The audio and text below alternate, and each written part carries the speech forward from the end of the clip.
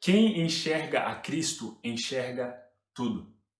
Hoje eu gostaria de compartilhar com vocês um pouco dessa ideia a partir da palavra de Deus e eu espero que isso seja uma grande bênção para a sua vida. A primeira reflexão que eu trago é algo que talvez aconteceu com você, seja no lado de cá ou no de lá, que é a situação onde você provavelmente já ouviu alguma reclamação, algum problema que alguém direciona ou talvez várias pessoas falam sobre o mesmo problema na sua vida.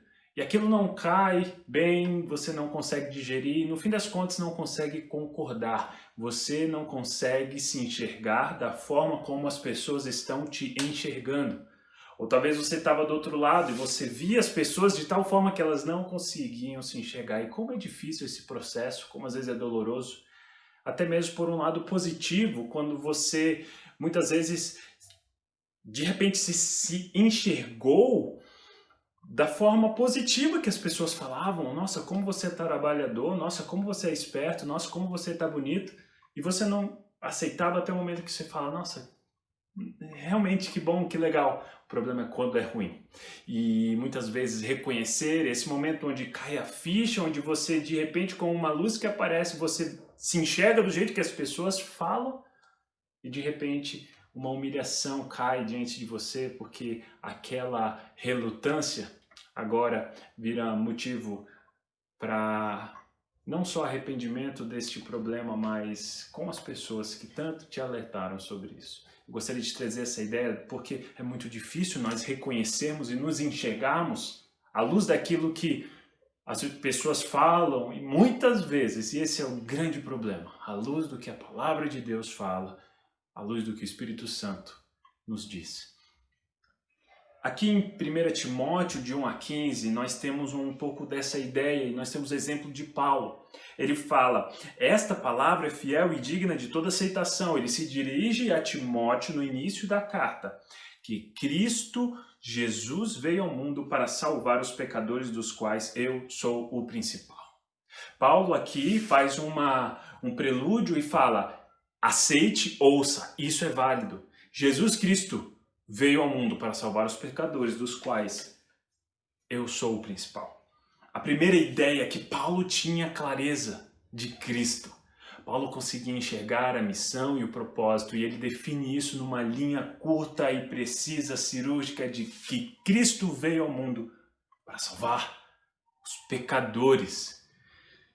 Ele sabia que Cristo não veio para a terra para fazer um passeio. Jesus não veio para ver as belezas naturais, ele não veio para celebrar a beleza da humanidade. Jesus Cristo veio porque seres pecaminosos, criados à sua imagem e semelhança, do Pai, do Deus Criador, se rebelaram contra Deus e eram necessitados de uma salvação, porque eram merecedores de toda a ira. Paulo via isso, ele conseguia enxergar quem era Cristo com clareza.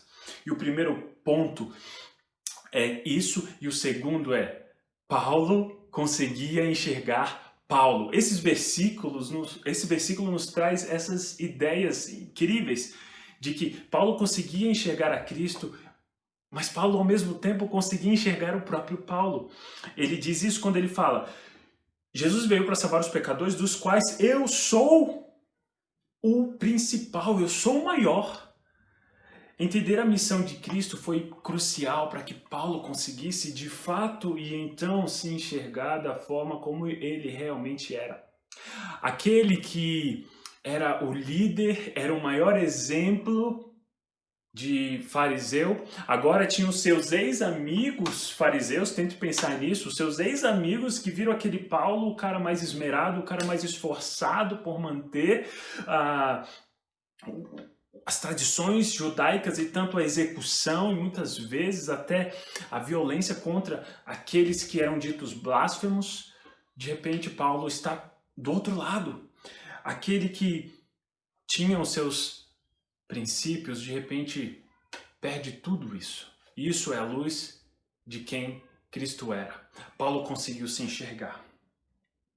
E eu quero que você veja que enquanto esses fariseus, aqueles que Paulo tanto andou, consideravam Cristo como o maior dos blasfemadores, Por causa desse Cristo, Paulo agora passou a considerar a si mesmo o principal dos pecadores. Imagina, Paulo estava numa cena onde ele olhava para Cristo e falava: esse é o principal, esse é o maior mentiroso que já existiu, porque o movimento dele só se alastra, e de repente ele para falar o seguinte: eu olhei esse blasfemador e agora eu consigo me enxergar como o principal dos pecadores. Houve uma transformação muito grande.